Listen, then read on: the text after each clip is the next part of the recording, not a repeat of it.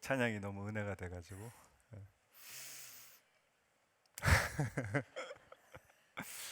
여러분 실패 좋아하십니까? 네, 아무도 없으실 거예요. 실패 좋아하시는 분은. 실패가 뭘까요? 실패가 그럽니다. 우리가 가지고 있는 목적이나 목표가 사라지는 거. 한순간에. 그걸 실패라고 한다라고 이야기합니다. 어떤 사람이 이제 다이어트를 결심하고 목표를 세웠어요. 그리고 아침에 공복 유산소를 하고 그다음에 뭐 요거트, 뭐 견과류 이런 거 먹습니다. 아침으로. 아주 잘 먹었죠. 점심 때 이제 뭐부터 먹어야 되죠? 잘 모르시네요. 채소부터 드셔야 된다. 채소부터 먹고 뭐 탄수화물 마지막으로 잘 먹었어요. 그래서 이제 저녁은 어떻게 해야죠? 안 먹어야죠. 그래야 다이어트가 되니까. 그래서 잘 참고 있었는데 전화가 옵니다. 아주 친한 친구예요. 나 인천 왔어. 그러는 거예요. 그래서 너무 친한 친구라 한 걸음에 달려 나갑니다. 여러분 인천 오면 뭐 먹어야 되죠? 회요? 저는 짜장면이던데. 짜장면에 탕수육까지 시켜가지고 다 먹었어요. 그래서 배가 이렇게 불렀는데 그 다음에 또 어디를 가야 됩니까? 또 빵집에 가야죠. 빵을 또 이만큼 싸가지고 먹었어요. 여러분, 이분이 다이어트에 여러분 목표를 세우고 다이어트를 했는데 실패했습니까? 아니요. 뭐라고 하죠, 보통? 그 사람 뭐라 그랬을까요? 다이어트는 내일부터. 분명히 목적을 이루지를 못했어요. 그런데 그걸 우리가 실패라고 합니까? 아니죠. 잘 하셔야 될 게 다이어트라는 목표는 우리 삶에 요만한 거예요. 그건 뭐 이루어져도 되고 안 이루어져도 되는 거예요. 그런데 실패라고 부르는 목적은 뭐냐면 우리 삶에 굉장히 큰 거. 그것이 한 번에 사라질 때. 예를 들어 이제 몇 달 안 남았습니다. 우리 수험생들 열심히 수능 준비하고 있는데 자, 내가 열심히 수능 준비하는데 원하는 점수가 안 나왔어요. 그리고 원하는 대학에 가지를 못했어요. 그러면 여러분 그거는 실패입니까? 실패가 아닙니까? 실패죠. 왜냐하면 수험생들에게 이 수능이란 대입시라는 거는 아주 큰 목적이거든요. 어떤 분이 꿈을 가지고 사업을 시작했습니다. 처음엔 잘 되다가 점점점 힘들어지는 거예요. 그러다가 결국에는 사업을 접게 됐어요. 그러면 여러분 그걸 우리 뭐라고 하죠? 실패라고 합니다. 왜냐하면 그분에게 그 사업은 정말 인생에서 너무나 큰 목표였기 때문에. 이런 것처럼 실패는 우리가 가지고 있는 큰 목표나 목적이 한 번에 사라지는 것. 그것을 실패라고 합니다. 그래서 빅터 플랭클린이라는 우리 죽음의 소용소에서라는 책을 쓰신 분인데 이분이 의사고 심리학자인데 이 실패에 대해서 이렇게 이야기합니다. 같이 한번 읽어볼게요. 시작. 인간이 가지고 있는 목적이나 목표가 사라지게 되면 그것이 있던 곳이 여러분 뭐가 생깁니까? 그렇죠. 이만큼 차 있던 게 한 번에 없어지니까 텅 비게 되는 거예요. 그래서 이걸 뭐라고 이야기하냐면 이분이 실존적 공허라고 합니다. 근데 이 실존적 공허에서 인간이 경험하는 게 뭐냐면 죽음과 같은 절망을 경험하게 된다라고 이야기합니다. 실제로 이분이 유대인이었기 때문에 어디에 들어가냐면 나치 수용소에 들어가요. 들어갔는데 거기 여러분 수용소에 있는 사람들은 인생의 목적이나 목표가 있을까요? 이제 시간이 얼마 되면 자기 차례가 되면 어디로 들어가야 됩니까? 가스실로 들어가야 돼요. 그러니까 목적이 없는 거예요. 근데 이 빅터 프랭클린이 가가지고 이렇게 보니까 여기 지금 함께하고 있는 사람들은 죽었습니까? 살았습니까? 살아있는 사람들인데 자기 눈에는 어떤 사람들처럼 보였을까요? 죽은 사람들처럼. 목적과 목표가 사라져서 실패한 경험한 사람들은 정말 죽음과 같은 절망을 경험하게 된다라고 오늘 이 학자가 우리에게 이야기해 줍니다. 오늘 우리가 살펴본 말씀도 여러분 누구의 실패죠? 잘 모르세요? 베드로의 실패입니다. 여러분 우리가 이 베드로의 실패 이야기를 하면서 베드로에 대해서 좀 아셔야 되는데 베드로가 여러분 예수님을 따랐던 예수님의 제자잖아요.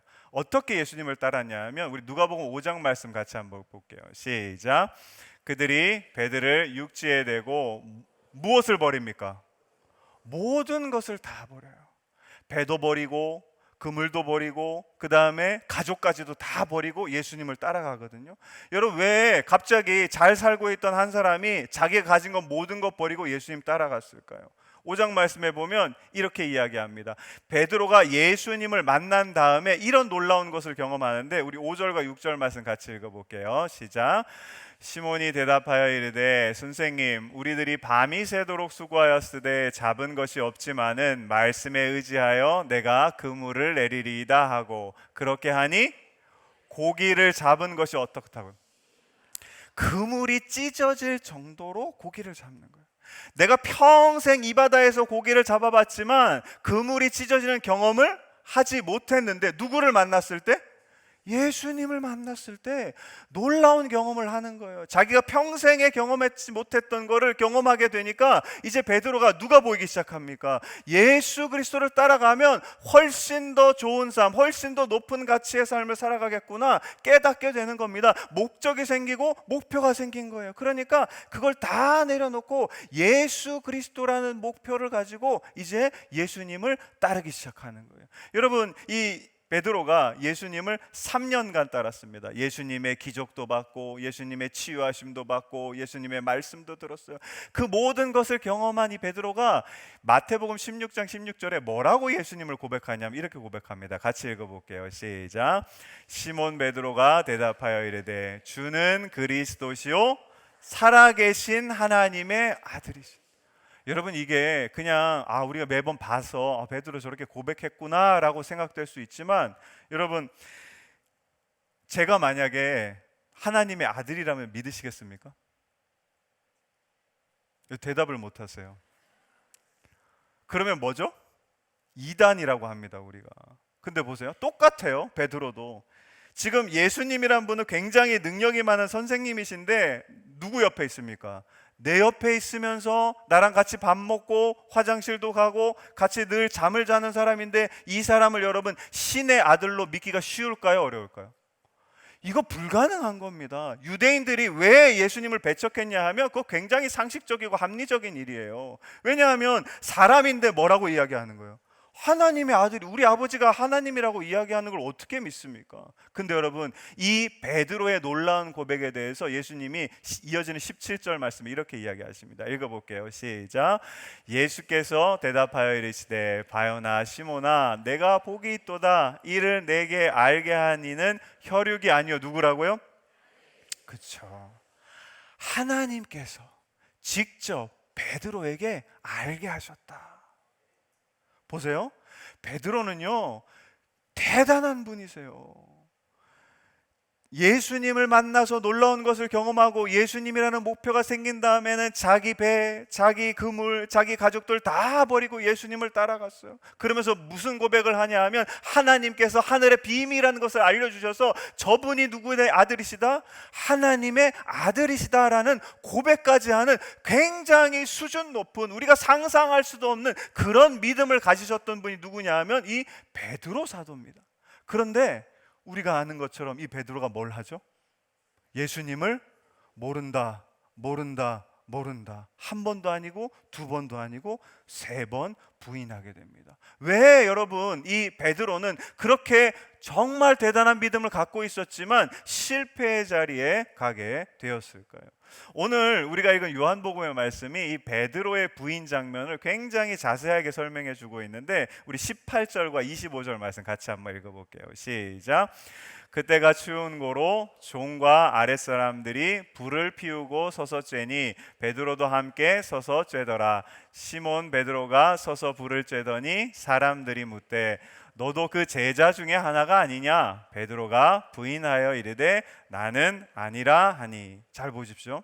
지금 반복되는 게 있어요. 18절과 25절 사이에는 어떤 말씀이 있냐면 19절부터 24절까지 다른 장면이 하나 들어가 있는데, 18절과 25절에 여러분 반복되는 게 뭡니까? 한번 다시 볼까요? 보여주시면 뭘 하죠? 불을 쬐는 거예요. 18절에도 보시면 사람들이 불을 피우고 불을 쬐고 있고, 또 한 번 나오죠. 베드로도 같이 불을 쬐고, 25절에도 어떻게 돼요? 베드로가 또 불을 쬐고 있다고 나옵니다. 오늘 이상한 게 성경이 계속 베드로가 뭐 하고 있다고 이야기합니다. 불 쬐고 있다고 나옵니다. 근데 여러분 왜 불 쬐일까요? 추우니까. 여러분 거기 이 6월절 기간에 이스라엘의 최저 온도가 어느 정도냐면 8도예요. 영상 8도. 근데 얼마 전에 대만이 굉장히 추웠었거든요. 대만도 추운 나라가 아닌데 사람들이 많이 얼어 죽었어요. 몇 도에 얼어 죽었을까요? 5도에 얼어 죽었습니다. 영상 5도에. 마찬가지입니다. 이스라엘에서 영상 8도 정도 되면 굉장히 추운 거예요. 그래서 사람들이 이제 불 피워놓고 당연히 불을 쬐죠. 그런데 여러분 베드로는 불을 쬐면 안 되는 사람이었습니다. 왜 안 될까요? 우리 17절 말씀 같이 한번 볼게요. 같이 읽어보겠습니다. 시작. 문 지키는 여종이 베드로에게 말하되 너도 이 사람 제자 중 하나가. 자, 이 문이 어떤 문이냐 하면 대제사장의 뜰 안에 들어가는 문이에요. 그러면 거기에 들어가는데 거기에 여러분 문을 지키는 누가 있다고요? 여종이 있는 거예요. 문 위에는 보통 뭐가 있죠? 등경이 있어요. 그래서 사람들 알아볼 수 있게 하거든요. 그래서 그 여종이 이렇게 보니까 밝은 데서 보니까 이 사람 얼굴이 누구 얼굴이에요? 여러분 12명의 제자 중에 가장 유명한 수제자가 누구죠? 베드로요. 다 알고 있어요. 그러니까 얼굴 보니까 당신 그 예수님의 제자가 아니에요. 딱 이 이야기를 들은 거예요. 그러자마자 베드로가 뭐 합니까? 나 아니에요. 부인을 첫 번째 한단 말이에요. 그러면 보세요. 당시에 대제사장 집이 굉장히 컸습니다. 학자들이 예상하기로 그 대제사장 집 안에 뜰이 있었는데 한 30평쯤 될 거라고, 가장 크면. 근데 여러분 30평이면 얼마나 합니까? 우리 아파트 크기가 30평 정도 되잖아요. 한 요만할 거예요. 그죠? 그럼 제가 여기서 저기 있는 성도분 얼굴이 보일까요? 안 보일까요? 잘 보입니다. 누가 오신지 다 보여요. 그런데 보세요. 자기가 그런 이야기를 들었으면 이제 사람들이 한쪽에 불을 펴놓고 거기에 모여 있잖아요. 그러면 여러분 거기에 다른 종도 있고, 오늘 성경 읽어보시면 베드로가 칼 빼가지고 귀 잘랐던 말고라는 사람의 친척도 있거든요. 다 자기 아는 사람들이에요. 거기 모여 있으면 거기를 가야 됩니까? 안 가야 됩니까? 안 가야 되죠. 더 춥기도 하지만 여러분 그 불을 피워놓으면 여러분 불에서 뭐가 나옵니까? 빛이 나오죠. 그러면 여러분 사람들이 내 얼굴을 알아보겠죠. 저 같으면 여종이 알아봤으니까 약간 마음이 위축돼서 불 이렇게 피어 있고 사람들이 모여 있으면 어떻게 할 것 같으세요?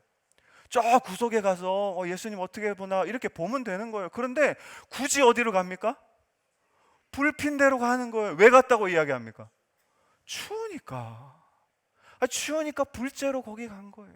그러면서 거기서 두 번째 부인도 하고 세 번째 부인도 하는 거예요. 그 자리가, 불째는 그 자리가 베드로에게는 무슨 자리가 되었습니까? 실패의 자리가 되었습니다. 그래서 여러분 그 세 번째 부인을 하고, 우리 누가복음 22장 말씀에 보면 진짜 무서운 말씀 하나 나오는데, 자 함께 읽어볼게요. 시작. 주께서 돌이켜, 여러분 주가 누구죠? 예수님이에요. 예수님이 부인 세 번 딱 하자마자 누구랑 눈이 마주치는 거예요?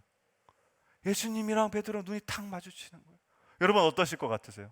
내가 예수님 모른다고 세 번 딱 부인했어요. 근데 예수님이랑 눈이 탁 마주쳤어요. 그러면 다 무너져 내리는 거예요. 예수님이라는 목적을 가지고 베드로는 달려왔어요. 그런데 그 목적이 한순간에 어떻게 되죠? 다 사라져 버리는 거예요. 그래서 여러분 62절 말씀에 심히 통곡했다. 절망의 자리에서 어쩔 줄 몰라 하는 베드로였다라고 성경이 우리에게 증언하고 있습니다. 이 베드로의 모습을 잘 표현한 그림 하나가 있는데, 우리 까라바조 이탈리아 화가입니다. 보여주시면 베드로의 부정이라는 그림인데, 잘 보시면 여러분 저 베드로가 누구죠? 머리가 이렇게 휙 벗겨지신 분이 베드로예요. 그리고 보면 수염도 막 나 있고, 그 다음에 얼굴에 자세히 지금 잘 안 보이실 것 같은데 주름살도 굉장히 많습니다. 여러분 옷 보시면 좋은 옷입니까? 평범한 옷입니까? 평범한 옷을 입었죠. 까라바조라는 화가만 저 베드로를 굉장히 사실적으로 그려요. 우리가 알고 있는 렘브란트 이런 사람들은 베드로를 성자처럼 그리거든요. 근데 까라바조는 여러분 잘 보시면 베드로, 여러분 이렇게 이스라엘을 내가 살았다면 왔다 갔다 하다가 쉽게 볼 수 있는 누구 같습니까? 그냥 아저씨예요. 만날 수 있는 아저씨. 그렇게 베드로의 모습을 그려놓고, 자 중요한 게 하나가 뭐냐면, 한번 넘겨주시면, 자 제가 동그라미 쳐놨는데 보면 손이 4개가 있어요. 저 손이 여러분, 자, 여종의 손이 하나가 있고, 그 다음에 그 옆에 있는 말고의 친척일 거예요. 경비병의 손이 하나가 있고, 그 다음에 또 누구의 손이 있죠? 베드로의 2손이 있어요. 근데 다 누구를 가리킵니까? 다 여종도 베드로, 그 다음에 말고의 친척도 베드로, 베드로 자신도 나. 여러분, 누가 잘못한 겁니까? 내가 잘못했다라고 이야기하고 있는. 여러분, 오늘 성경이 무슨 이야기를 하고 있느냐 하면, 우리가 여러분 실패를 경험하게 되는데 그 실패의 시작이 어딜까요? 실패의 시작이요, 불 쬐는 데 있어요. 여러분, 누구나 추우면 어떻게 해요? 여기 불이 피어져 있으면 추우면 어떻게 하실 거예요? 더 멀리 갑니까? 아니요, 가까이 가서 불 쬐야 되는 거죠. 무슨 이야기를 하시냐면, 실패의 시작은 아주 작은 데서, 아주 평범한 데서, 그리고 베드로를 그려놓은 것처럼 누구나, 보통 평범한 사람들도 무엇을 경험할 수 있게 된다고요? 실패를 경험하게 된다라고 오늘 이야기하는 겁니다. 그런데 문제는 여기서요.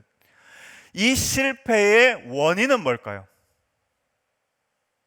우리가 실패하게 되면 많은 분들이 그렇게 생각합니다. 아, 내 삶에 뭐 경기도 안 좋았고, 이렇게 됐고 저렇게 됐고, 여러 가지 나쁜 사람도 만났고, 이유를 막 생각을 해요.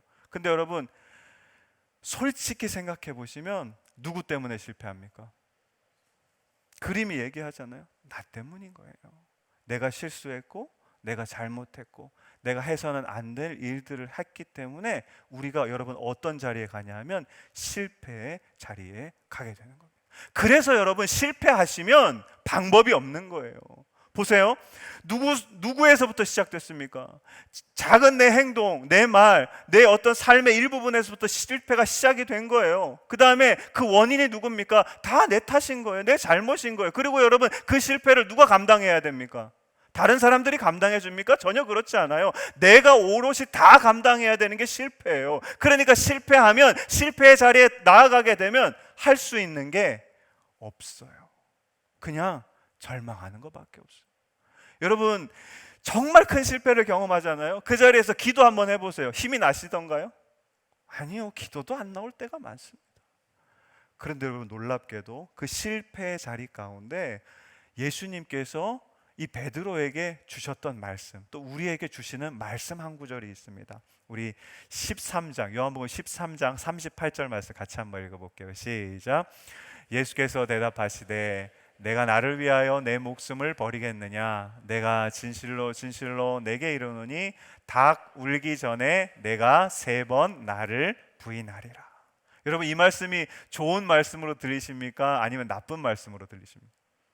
별로 좋지 않죠. 예수님이 나한테 뭐라고 이야기하는 거야? 너 이제 나 3번 부인할 거야. 근데 보세요. 아까 이 말씀이 요한복음 몇 장이었죠? 13장이었어요. 우리 지난주에 나눴던 말씀이 요한복음 13장에 있는 말씀인데 무슨 말씀이었죠? 네, 2부 때도 그랬습니다. 세족식 말씀이었어요. 예수님이 선생이 되셔서 낮은 자리로 내려가셔서 제자들의 발을 어떻게 하시죠? 씻어주시거든요. 사랑의 마음으로. 그 발을 씻어주신 직후에 뭐라고 말씀하시냐면 베드로한테 너 나 3번 부인할 거야, 이 이야기를 해주십니다. 그럼 보세요. 예수님이 조금 전에는 사랑이 있다가 지금은 야, 너 나 배신할 베드로를 향해서 지적하시고 막 그렇게 하실까요? 아닙니다. 똑같이 여러분, 사랑하는 마음으로 베드로에게 이야기하시는 거예요. 뭐라고 이야기하시냐 하면 너 내가 실패할지 알고 있어.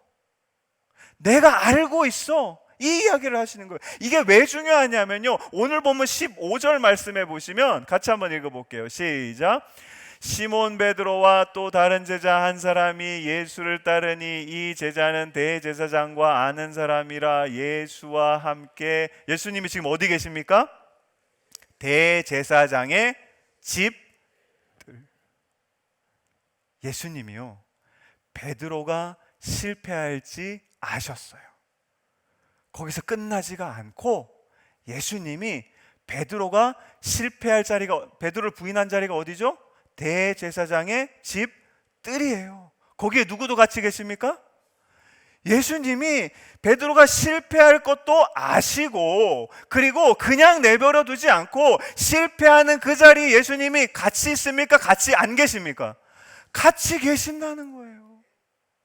그러면서 더 놀라운 말씀이, 오늘 제가 제 성경책 하나 찍어 왔는데 보여주시면, 제가 보는 성경인데요, 보시면 맨 위에가 18절 말씀이고 그 밑에가 25절 말씀인데, 한 번 더 넘겨주시면 저 가운데 보세요. 불째는 이야기가 나오고 또 불째는 이야기가 나오는데, 그 가운데 이렇게 벌려가지고 성경의 요한복음이 다른 본문 하나를 이렇게 넣어놨어요. 왜냐하면 중요하니까. 이거 꼭 아시라고 넣어놨는데, 그 말씀이 여러분 어떤 말씀이냐 하면, 예수님이 대제사장한테 신문 받는 건데, 우리 22절 같이 한번 읽어볼게요. 시작. 이 말씀을 하심에 곁에 섰던 아랫사람 하나가 손으로 예수님 어떻게 합니까? 예수님 지금 뭐 하고 계시죠? 막고 계세요. 보세요. 아랫사람, 대제사장의 아랫사람한테 막고 계세요, 손으로. 여러분, 왜? 옆에서 베드로는 뭐 해요 지금? 예수님 모른다, 예수님 모른다, 예수님 모른다 하는데, 예수님은 여러분 거기서 옆에서 뭐 하고 계십니까? 막고 계시는 거예요. 왜 맞으시는지 아세요? 이사야가 이렇게 이야기합니다. 53장입니다. 같이 읽어볼게요. 시작. 그가 찔림은 우리의 허물 때문이요, 그가 상함은 우리의 죄악 때문이라. 그가 징계를 받음으로 우리는 평화를 누리고 그가 채찍에 맞음으로 우리는 나음을 받았도다. 아멘. 우리를, 실패의 자리에 있는 우리를, 절망하고 있는 우리를 그 모든 것 다 아시고 그 자리에 함께 하시고, 예수님께서 그 자리에서 뭐 하시냐 하면 고통 당하시는 거예요. 뭐 하시려고? 우리를 어디로 옮기시려고요? 구원의 자리로 옮겨주시려고 예수님께서 우리와 같이 함께 하시고 그 자리에서 고통 당하시는 줄로 믿습니다. 사랑하는 성도 여러분, 실패할 수 있어요. 저도 할 수 있고 여러분도 다 하실 수 있어요. 그런데 여러분, 실패의 자리에서 꼭 하나 잊지 마시고 기억해야 하실 것이 있습니다. 누가 내가 실패할 걸 아신다고요? 예수님이. 그 자리에 누가 함께 하신다고요? 예수님이. 그 자리에 누가 고통받고 계신다고요? 예수님이. 누가 실패의 자리에서 우리를 다시 구원의 자리로 인도하신다고요? 예수 그리스도인 줄로 믿습니다. 그 예수님께서 여러분, 우리 말씀 한번 보여주시면, 두 번째로 주시는 말씀이, 아까 우리 첫 번째로 주시는 말씀이 뭐였죠? 예수님께서 다 아신다 그랬잖아요. 베드로가 부인할 거를. 요한복음 13장 38절 말씀. 제가 이걸 왜 이렇게 찍어서 보여드리냐 하면, 성경은 여러분 처음에 기록되었을 때 장절이 없었어요. 장은 13세기에, 절은 16세기에 정해지거든요. 그런데 이어져 있는 게 성경이에요. 다 이어져 있어요, 성경은. 그래서 보세요. 38절과 이어져 있는 게 몇 절이죠?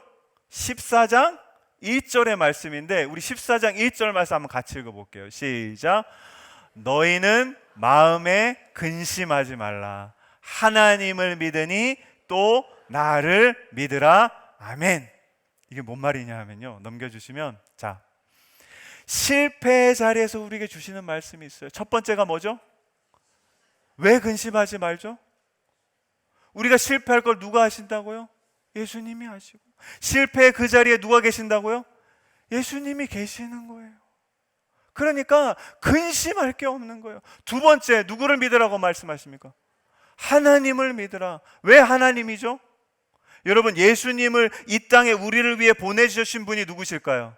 하나님인 줄로 믿습니다. 우리가 그 믿음이 있으셔야 돼요. 그래서 하나님께서 예수님을 내가 실패할 그 자리에 보내주셔서 우리를 실패의 자리가 아니라 어디로 인도하신다고요? 구원의 자리로 인도하신다는 겁니다. 그리고 세 번째, 누구를 믿어야 합니까?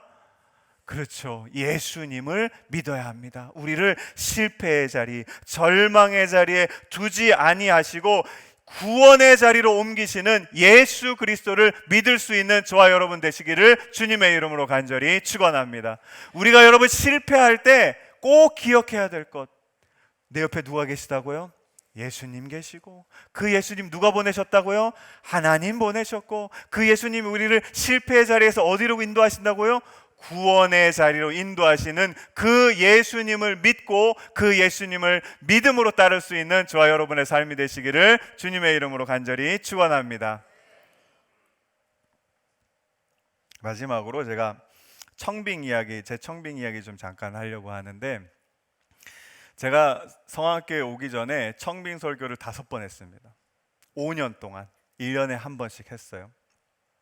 첫 번째 이제 그 40대 초반에 설교하러 갔던 데가 어디냐면, 제가 부목사로 섬겼던 교회에서 이제 청빙했으면 좋겠다 말씀하셔서 이제 거기 지원을 하고 이제 과정이 쭉 진행됐어요. 그래서 청빙 위원들이 다 하나같이 누가 오기를 바랬을 거예요.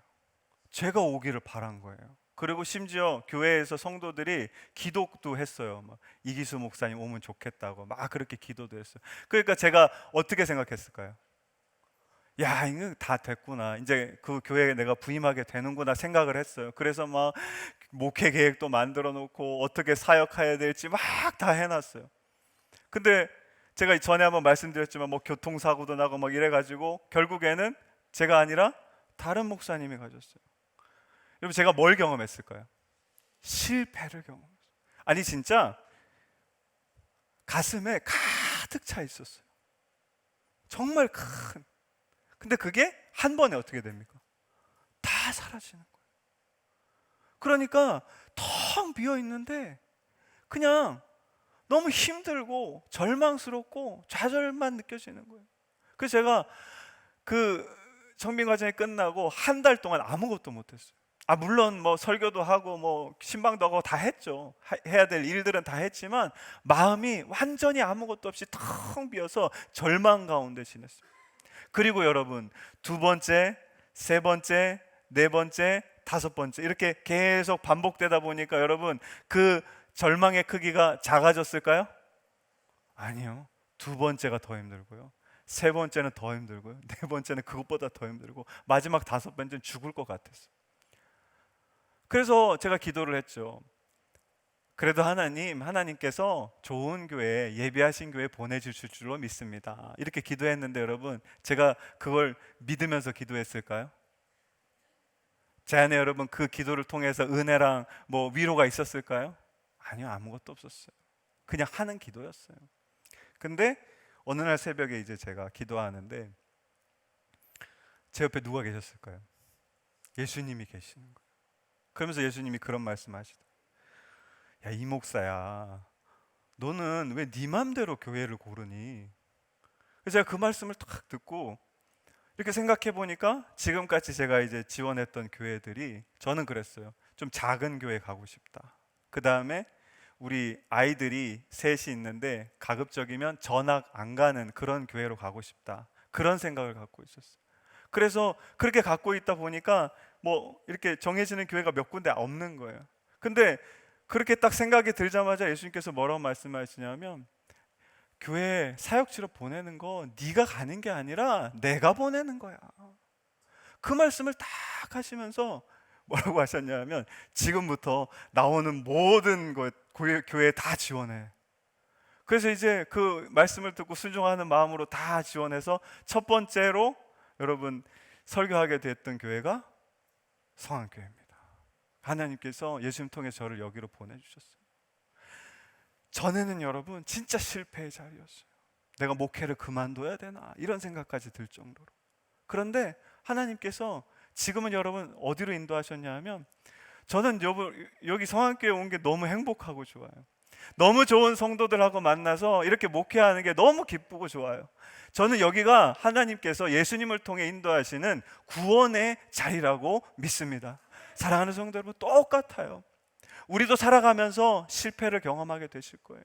그 실패의 순간에 여러분 정말 아무것도 생각 안 나실 거예요. 그저 좌절하고 쓰러지고 일어날 힘조차 없으실 거예요. 그러나 여러분 딱 한 가지는 잊지 말고 기억하셔야 됩니다. 내 옆에 누가 계신다고요? 예수님 계신다고요. 그 예수님 누가 보내셨다고요? 하나님 보내셨다. 그 예수님이 우리를 어떤 자리로 인도하신다고요? 구원의 자리로 인도해 주실 줄로 믿습니다. 그렇게 할 때 여러분, 우리의 삶은 이 세상 가운데 아무리 정말 감당할 수 없는 실패의 자리에 있더라도 누구 때문에요? 예수 그리스도 때문에 하나님께서 주시는 놀라운 은혜를 누리며 살아가게 될 줄로 믿습니다. 바라기는 저와 여러분의 삶이 그렇게 예수님을 늘 붙잡고 하나님의 은혜 가운데 살아가시는 귀한 삶 되시기를 주님의 이름으로 간절히 축원합니다. 이 시간에 가능한 분들은 자리에서 일어나셔서 우리 함께 찬양할 텐데요. 우리의 삶에 여러분 구원자는 단 한 분밖에 없어요. 누구시죠? 예수님이세요. 그래서 여러분 우리가 후렴구에 보시면 예수님이 나의 구주십니다. 유일한 구주 되십니다. 예수님이 나를 구원하십니다. 이게 여러분 우리의 뭐가 되어야 되냐 하면 당연한 사실로 그냥 잊어버리고 사시는 게 아니라 간증이 되셔야 돼요. 찬송이 되셔야 돼요. 맨 마지막 줄 한번 보세요.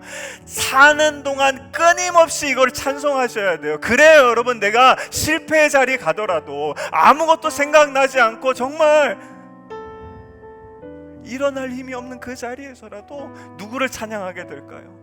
예수님을 찬양하고 내 옆에 계신 예수님을 만나 다시 실패의 자리가 아니라 구원의 자리로 나아가게 될 줄로 믿습니다. 이 고백을 담아서 우리 가슴에 손을 얹고 함께 찬양하며 나아가겠습니다.